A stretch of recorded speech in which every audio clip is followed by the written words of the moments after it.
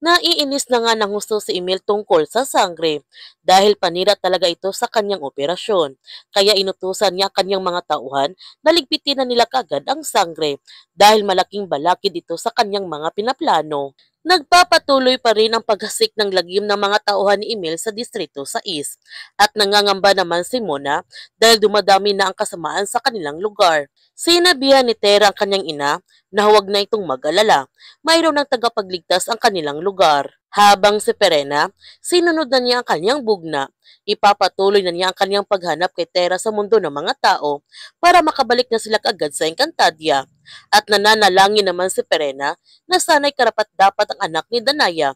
Kung hindi, mapunta lamang sa wala ang pagpapasakit ng kanyang mga anak. Samantala, kinareer na nga ni Tera ang pagiging superhero sa mundo ng mga tao.